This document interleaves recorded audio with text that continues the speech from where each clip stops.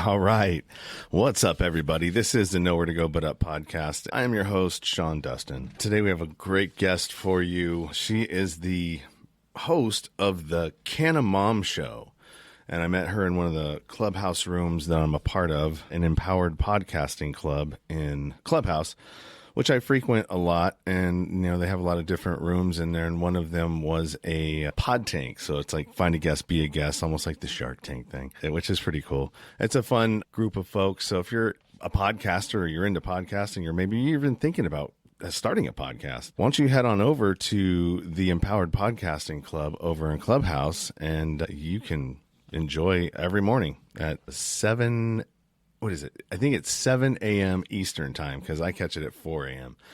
So 7 a.m. Eastern time, you can find that over there and enjoy it. I do. I spend a lot of time there. Today, I'm going to give a mention out for a product called Magic Mind. Liam over at Magic Mind reached out to me and asked if I wanted to try out the product. And it's a productivity shot, as you can see right here. Maybe you, not really. So anyways, yeah, check out Magic Mind. I've been doing it for 3 days. They've got a really great product there. So thank you, Magic Mind. And you can go down to the scroll across down there for the magicmind.co and use coupon code UP20 for your discount today. So thank you. All right, let's get to it. Let's do the intro. It's a little bit different. I've changed it a little bit. I'm not doing the one where it just blacks out. I'm doing the other one, but let me make sure I take it off of loop, which I didn't do last time, and I'm trying. It busted out, and then I tried to come in and talk, and it went again. So, gotta love tech. All right, we'll be right back. Sean Dustin spent time in federal and state prison for drug trafficking and fraud. Upon release in 2006, he had nothing but the clothes on his back, a bag of mail, and legal paperwork. In 2010, he kicked a long-time methamphetamine habit and started the long climb back up the ladder of life. This is the Nowhere to Go But Up podcast. If you want transparency and authenticity, you're in the right place. This is the Nowhere to Go But Up podcast, and this is Sean Dustin.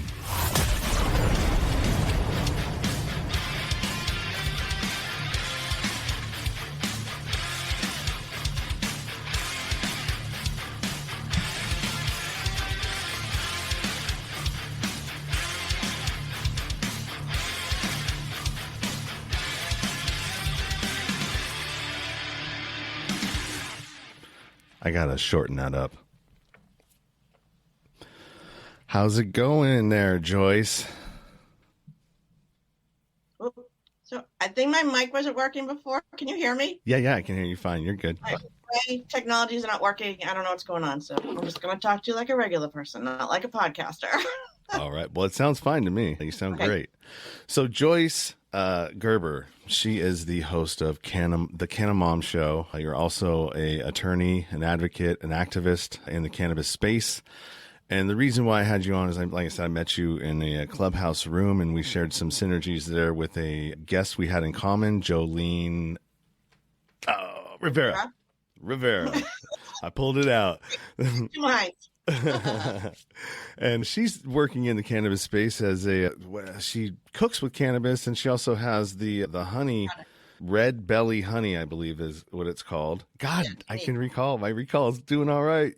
Pulling it out there, I'm impressed. She was a great guest. She had a lot to offer the listeners about, you know, what she's doing and the interesting way that she's infused cannabis into honey through. The bees are doing the work. Yeah, the bees are doing all the work, and that's crazy. That's amazing. So yeah, if you guys haven't checked that out in my episodes, go to hit that one. I'll link it probably in the if I get it. And she was an early supporter of the Canna Mom Show, so we do appreciate Jolene. All right, Jolene. Whoop whoop. All right, so we're here to talk about your story, though. About me. All about me. Yeah, all about you. And I'd like to know more about that, because you are, with your podcast, you highlight women in the cannabis space and what they're doing and promoting their involvement and inclusion into the space. Right. and there's a whole lot of where we can go there. But how did you get into it? And you're a attorney as well, so that's got to. Yeah, I'm wearing my future is female from my. I think can you see the back? Northeastern Law. There you go. So yeah, I am a lawyer by training. I did not know much about cannabis. I thought it was bad for you and killed brain cells. I grew up in that era. And I had a cannabis awakening, I call it, in 2016 when my husband and I went to Colorado and we did a private tour, and I realized that everything I knew about cannabis was wrong. And I live in Massachusetts, and I'm a mom. I'm an attorney. I've been one of those moms who's been in and out of the world of monetized work for years. But in 2016, I was actually back at work. We had this cannabis awakening. Our kids were teenagers. The family joke is I came home and said, "Kids, everything I know about cannabis is wrong." Psych. And then 2016, the Commonwealth of Massachusetts, we voted for adult use cannabis, the first in New England. And at the end of that year, a contract position I was working on ended. And then the truth is I was really just having a hard time getting a job in 2017 because I had been a mom who took time off periodically from the world of monetized work to care for my children, because I know this is news, but children don't raise themselves and someone has to do it. And my husband. Latchkey kid thing is not a good thing. Yeah. So I was just one of those. Anyway, so 2017, my resume looked crazy. I am an attorney. I used to practice family law. I took time off. I've also been the PTA mom and worked at the library, and, all those things that you do that aren't monetized don't count in the world of real world. And I was just having a hard time getting a job. I could see in 2017 that a lot of the law firms were starting to set up cannabis law divisions, which was new. When do you ever get to be part of something new? So I was talking to somebody about this, and you just need one person to say it's okay. And I'm like, what do you think of cannabis law? And they were like, that's a great idea.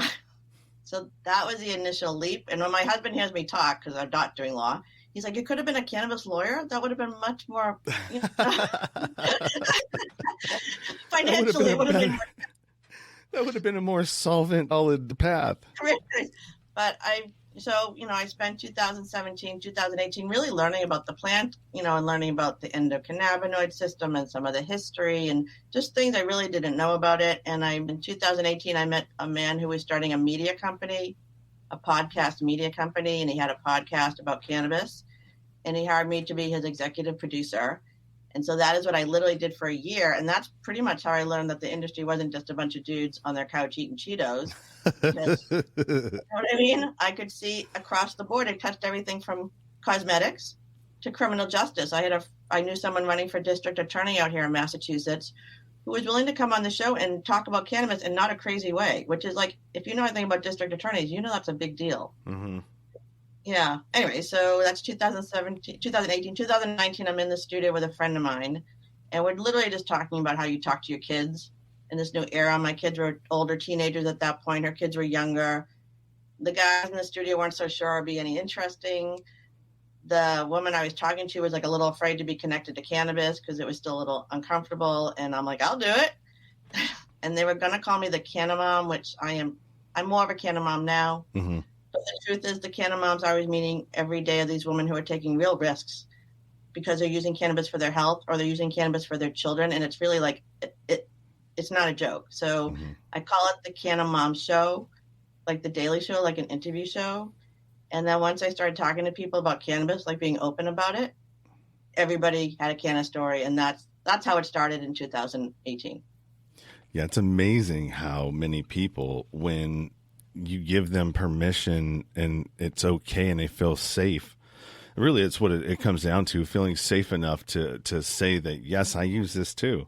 And it's helped me. It's actually helped me. It's helped me get off of opiates. It helped me get off of these stories. Yeah, these stories I keep hearing. I was actually just on a call with talking about this at a federal level. And one of the issues is real research, like real, true, honest research to figure out how is it being absorbed? What kind of proteins are letting it to not be absorbed in the liver? Because that's a big issue with it being metabolized in the liver with other medications. This is something they need to be studying now because it can actually it can make more problems where, a lot of people are getting off these other medications because of the cannabis, which that might be part of the issue because of the liver, or it might be something else. So they're talking about this now, and like, how do you protect it as a pill and create a protein around it so it gets absorbed into your bloodstream and literally goes to where it goes and it's more effective. I mean, these are so many exciting things that could be happening, but we're still in this era where people are afraid of it, and it's still illegal federally. So yeah, that's kind of where we are.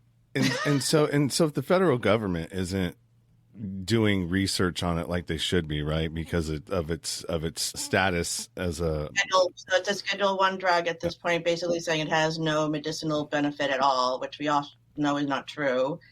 You know, there's a question of, do you make it a lower schedule? Do you completely deschedule it and make it more like a nutrient and then kind of work backwards? You know, but again, there's just a lot to know about this. Well, it's a commodity. I mean, literally, it has more uses than corn does. Oh yeah, like, you know, hemp is bigger than cannabis. I mean, hemp is cannabis, but when I talk about cannabis, everyone thinks I'm talking about smoking or edibles, but the entire industry could change the entire economy and heal the world, which is pretty powerful, but we're not there yet. Well, back in the day, I think during one of the wars, people were required to grow hemp. Our Constitution was written on hemp. Everyone was required to grow hemp. It was just it was just a normal, natural part of 10,000 years of history. And for 100 years, this plant, it's a plant, was taken out of circulation, basically from feed to whatever else it used to be used for because of plastics and oil. I mean, that's kind of like the simplicity of it, but that's kind of where we are. And this plant can be brought back to replace all those things because the oil-based industry is killing us. Yeah, I mean, there's a heavy need for it in pharmaceuticals. I mean, what do you think they do? And I work in refineries. You know, my industry is, you know, I part of what we do is industrial, and it's in refineries. And I mean, all of that stuff, right? I mean, they refine it all the way down, but the byproducts of petroleum go into everything. From bicycle tires to I would imagine even plastics for kid bottles, and you know, you name it. Even the stuff that you put into your vaccines have petroleum products in them. The PEG. What do you think that is? That's a petroleum based product. And so, you know, we're based on petroleum. It served us well to a certain point, but now we obviously need to shift into something else. And it's here. Hemp exists. It's right here. You know, I hear when I talk to women in the industry, but, you know, I talk to growers and farmers, and one of the big issues is farmers would like to grow this, but we don't have an infrastructure in this country yet to build the product, you know, the product line yet. And again, this is bigger than me talking about cannabis in my daughter's bedroom, but this is such potential. And this idea that this could be American grown, helping us, changing our economy, giving us new jobs, doing all the things we need to do, but we're sort of stuck in this space, you know, where it's illegal federally. The Farm Bill has hemp, but then there are issues with CBD, and we could make a lot of money off of this. America, making money used to be our jam. So, you know, maybe we just need to blow the whole thing up and start over again, because the state by state is making it actually more complicated, I think. Well, that and the fact that it must have to be brought to you by Pfizer. You know, we can't forget about those folks. They are in the way of everything. So but that's a whole nother.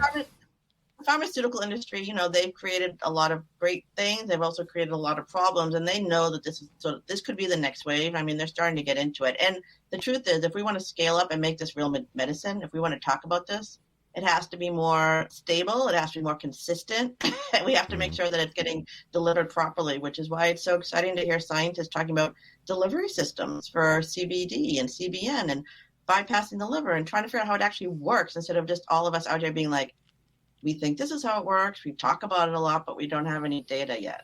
But you want to know what you do, though. So since we do have data, but we just don't have the kind of data that FDA will listen to, which is frustrating. I mean, that's the frustrating part. Well, the research is all of the documentaries that are out there that are documenting these, like Weed the People. That's an incredible movie where it documents. I mean, you cannot argue that. I mean, what are they lying? Like, come on, man. You can't argue it. So that is the research right now. You know, that's and there's a lot of research over the years. They've always tried to prove how terrible it is. That's where the research has always been, with the assumption that it's terrible. We're looking for the terrible things which they can't find. And, you know, now we're on the other side of this, and I just think the women who are talking about this are really brave and inspiring, and they're changing hearts and minds because they're doing whatever they're doing at their level, but they're also raising the next generation of children who aren't going to be scared by it, understand what it is, won't be, fooled by the dare issues, and can help sort of just normalize this culturally. Because although I talk like it cures everything, I know it doesn't. But the problem is when I meet these women, it's always out of desperation that they find cannabis, and it has to stop being out of desperation. It has to be just something that's part of our opportunities to heal ourselves. I also think too that if you have the ability to, I mean, I understand people need to make money, but if you have the ability to sponsor somebody, if you're someone that knows how to make, like I'm a DIY grower, and so I make all my own stuff, all my own edibles, the tinctures, everything else, and even the Rick Simpson oil. Now, if you are somebody like me, myself, we should be sponsoring at least one person who has cancer, what I mean, with product. If they can't get to it, or even, sometimes in the dispensaries, it's not very readily available sometimes. Well, it's, again, it is health and wellness, I think, across the board for everyone, but we talk about it like it's divided in two between adult use, recreational, and medicinal. I think that's a problem in the way we talk about it. But the idea that this isn't accessible to everybody who needs it, for whatever, a cancer patient, epilepsy, anxiety, a lot of senior centers, a lot of seniors do want to try this, but it's not covered by Medicare, and it's expensive. They're not going to put up that much money for this medication when they can get their pills for free. This is a lot of changes in how we culturally think about this plant medicine. And again, having the next generation of women talking about this, normalizing it, trying to create this culture where it isn't, people aren't afraid of it, and moving forward, and the policies have to be changed. And again, this is the middle of like progressives and conservatives. Everyone gets sick and everyone can benefit from cannabis and hemp products. And we should, some way, this should be able to bring us to, this should be something that we can agree on and kind of access this economy, because it's so big. It covers so much. So what I think that we should be working on more models that help folks, the homeless, and the, as an alternative to incarceration, but also coming out of incarceration back into society. We should have them growing food, have them growing hemp. That should be a part of your reentry. Is you need to go and work and learn how to be self-sustainable for yourself. Because as somebody who was myself was detached from where my food came from, that when, we all? but when I started growing my own food, which, was 2 years ago, but really got heavily into it last year, and am like, how can I like make you feel how it made me feel? Like the confidence that I got from that, like, oh, like I can survive. You know what I mean? And you took care. Again, I've been reading more books from Native American authors talking about how they understand this land that we live on, which is not my mentality. I just read a great one called Braiding Sweetgrass. And just this idea of like how the earth wants us to care for her. And that is part of growing your own food, and that is part of growing hemp, and that is part of growing cannabis, is caring for the earth, and she will care for us. I do not grow anything. I talk about this all the time. My husband does all the gardening, but I did grow my own plants this year. I grew 3 little plants. 1 was a male, 2 were females, and I got that sense of like having children, like I have children, but taking care of this plant and watching her grow and being so proud of her and her little buds, which are nothing but just that connectedness. Really, I know how powerful it is, and if I can grow cannabis, anyone can, and I understand the power of being connected to the plant that way now, because that is what a lot of my guests kept telling me. You have to have a connection to her. You have to see how she grows and all that. So I did it this year. Good for you. And you're absolutely right. And congratulations, because that's what it takes. Because the next time, now you know what you like, okay, now I have an idea of like what this even is and what I even want. Because you get into, like, when you start, you just like, okay, can I do it? That's first of all, you know what I mean? Yeah. Well, can I keep it alive? And I did do half indoor, half outdoor. My neighbors could see my little plants outside of the side of my house. And again, I didn't even know how the bud grew. I mean, that's the truth of it. Like, you got it. I got it in a bag. I got it from the container. I didn't know what it grew like. I didn't know it was pretty. I didn't even understand the terpenes. And just the colors on the top, and it's a beautiful plant. She's a beautiful plant. Yeah, and once you get bit by that bug, like for some reason I got bit by it a long time ago when I was a kid. Like I even had my mom. There was the marijuana thing on a report, a list of topics that you can cover on a report for my science class, and I'm like, oh, marijuana, see, it says it right there, and I'm gonna grow some.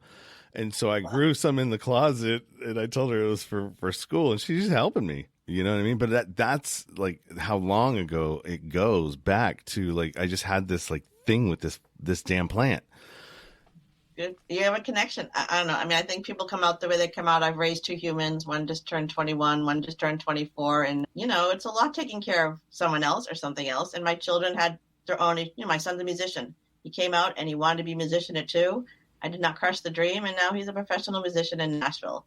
So, this Sweet. idea that people come out the way they come out, and hopefully we can care for them. And again, as coming back to the mom story, I mean, I was not a cannabis consumer when they were younger. I probably would have been a much nicer mother. I was also a family law attorney.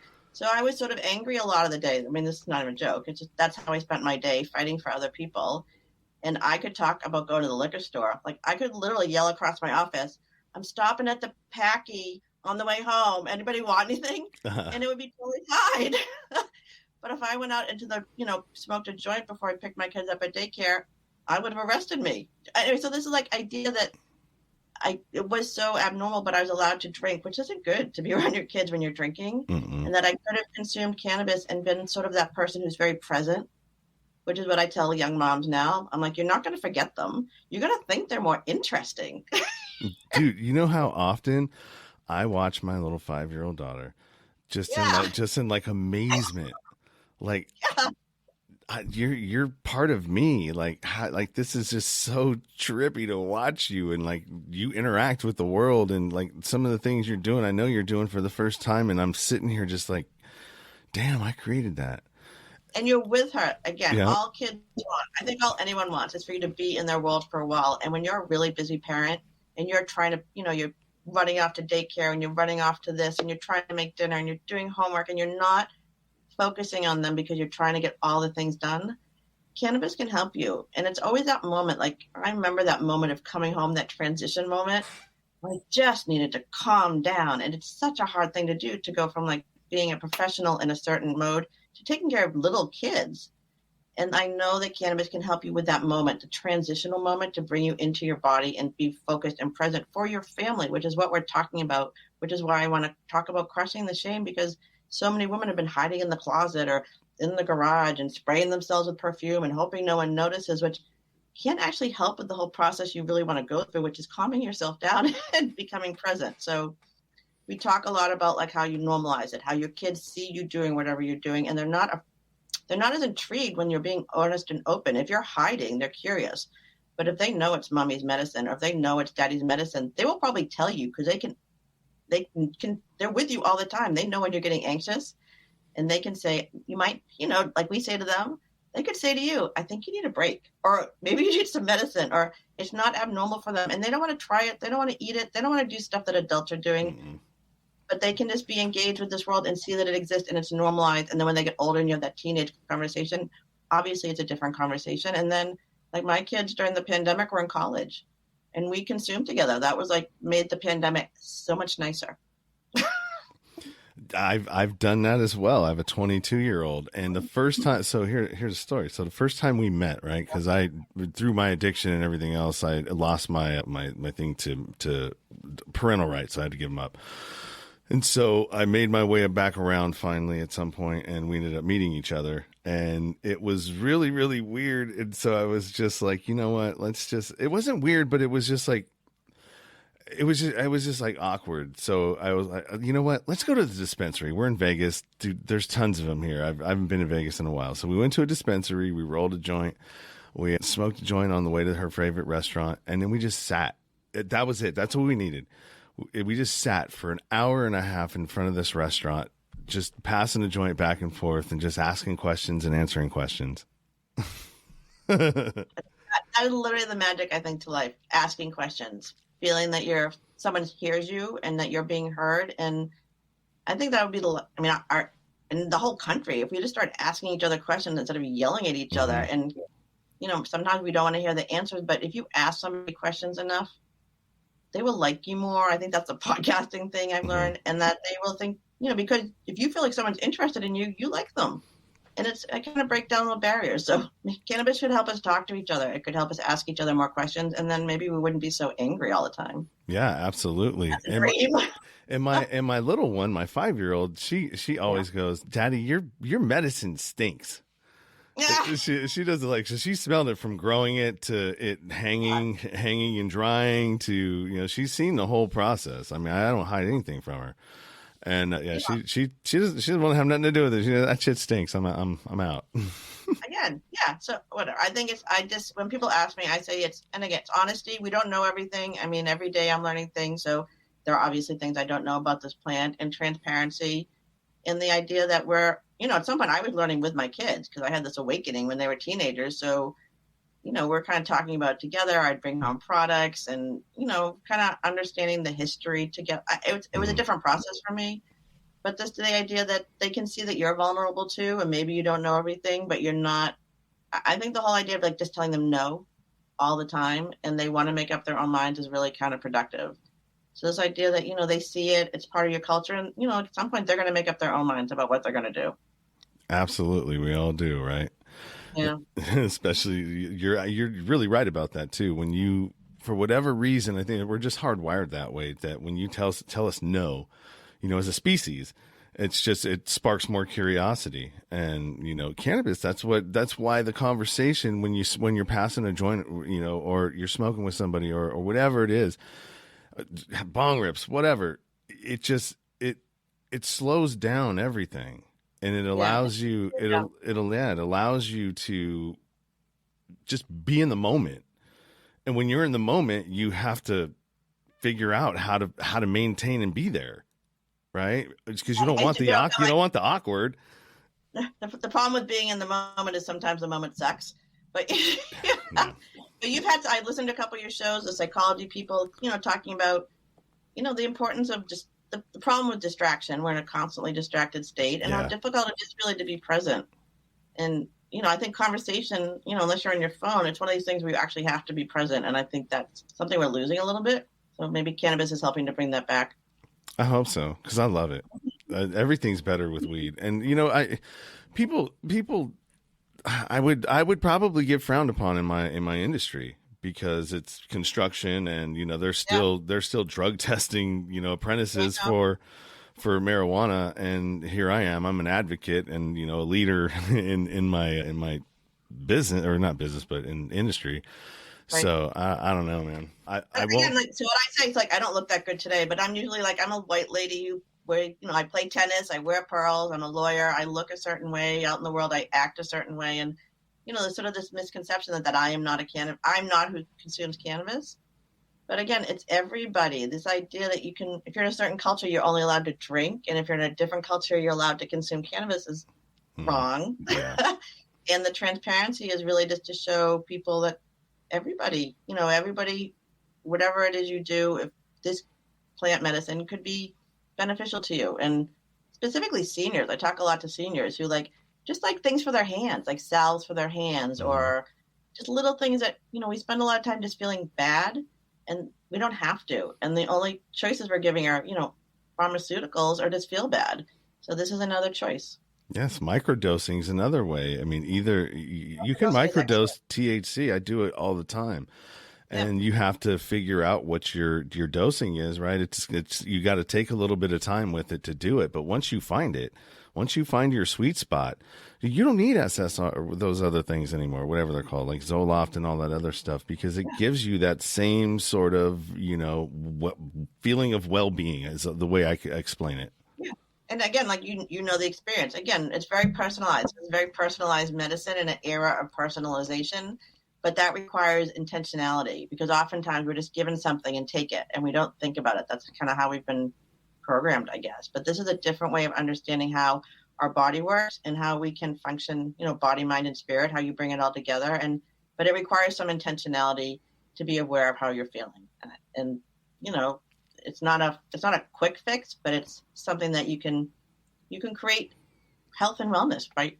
Without pharmaceuticals. You really can. You really can, people. You really can. Dude, the medical industry is practicing medicine. That's what they say doctors do. We practice medicine, okay?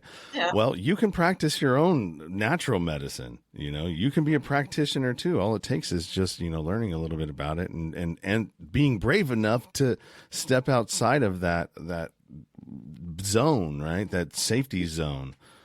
And it is, I find it, I mean, the women I talked to, I don't know if I would have been brave enough to do what they did. Like, I really believed that all those things, I really believed how dangerous it was. Mm-hmm. And the idea that these women were brave enough, even though they were hearing messages all around them, how negative it was and how dangerous it was and how bad it was for them. And they shouldn't be doing this, but they had consumed and realized internally that the messages they were getting outside were wrong, but they were able to listen to that voice and actually heal themselves. And then as people observed them, they could see that they were getting healthier. And that kind of opened that window of conversation when people could see that this person was better. And what is it that's making them better? And, it's hard to change people's hearts and minds. I think this really is a kind of one conversation at a time, one experience at a time kind of thing. That seems to be how it's working. But people's hearts and minds are changing slowly as they see the ones they love or care for being, feeling better. Yeah. You're absolutely right. And I think that's a perfect note to end this on. We are at 32 minutes, and I would love to say thank you to Joyce. And you can catch her at the CannaMomShow.com. I have it right there, and it'll be a direct link in the description of this show. Thing cannabis related, you want to, if you're out there listening and you have some requests of stuff or more people, I know a lot of people in this space, and I touch on it every now and again, and I want to get a little bit more into it, as well as psilocybin in my area. It's starting to they're starting to map out what that's going to look like and how they want to do it. And so I don't know, it's going to be interesting. It's a whole different, you can't do it the same way that you do cannabis. And I'm in some conversations about that. Yeah, psychedelics are the next, and especially we're getting older. I'm a middle-aged lady. A lot of people are talking about this end of life issues and how do we use these psychedelics for healing, but also at end of life instead of what we basically medicate people to death in this country, which is sort of how we, my mother just passed in January. It was not the best experience, and which got me sort of thinking about this. How do you expand your mind as opposed to shutting yourself down? And there are organizations out there. There's an organization called End Well. I've been meeting death doulas. I mean, it's a little bit morbid, but I just feel like psychedelics are actually going to be used as medicinal for veterans and people sooner than they're going to get access to cannabis, mostly because of an organization called MAPS. Great organization. Around here. And Rick Doblin. So Rick Doblin founded MAPS. It was his really vision. He's been doing this for 50 years or something. He's a member of my temple in Belmont, but his sister is married to my cousin. So Sweet. I've actually met him. And back when he was at Harvard University, back in the day, he had a dinner at our house. And I remember him, I was a teenager, talking about marijuana with my dad, I think they were getting into a fight about it. And I was like, who's this crazy person? Why did they invite him to our house? But he's like, not the kingpin. He hates that. But this idea that he had a vision of how this could be used medicinally for his patients. And he stayed on that path. And now here we are. And it's, it's an interesting world that's opening up. It is. It's fascinating. And another thing, just like cannabis, there's tons of stories out there of successful things that can't be explained. You know what I mean? It's like, okay, well then what was it? So yeah, lots to come in these spaces, man. It's an exciting time for psychedelics and cannabis. Still, we could talk so much more. We'll keep engaged. But keep listening, and we have lots of stories on the Canna Mom Show. We have over 130 episodes out now, and we are a sponsored podcast. So if you're interested in connecting with my audience of Canna curious women, and I have a lot of business professionals who are listening now and supporting, love to hear from you. And you can find everything at thecannamomshow.com. Awesome. Thanks, Joyce. I appreciate it. And hang out. I'm going to talk to you a little bit after this. So Thank you again, Joyce. Until next time. And for you guys, thank you for listening. And as always, feel free to stop by my Linktree, linktr.ee/nowhere to go but up, for those of you that are listening and not watching on a video. And yeah, that's the best place for now. Until next time, keep it 100, stay true to yourself. Everything else is just noise. You've been listening to the Nowhere to Go But Up podcast. Sean is a single dad, a union blue-collar guy, and he spent time in federal and state prison for drug trafficking and fraud. When he was released from prison in 2006, all he had was the clothes on his back, a bag of mail, and some paperwork. Since then, he's turned his life around and shares the struggles and successes on this podcast. We hope you enjoyed the show, and we hope you were moved. To connect to the show, book a guest spot. For merch, Patreon, PayPal, and social media links, go to linktr.ee/nowhere to go but up. On Instagram at Nowhere to Go But Up Now. On Twitter at But Up Now. On the YouTube channel at Nowhere to Go But Up Podcast. See you next time.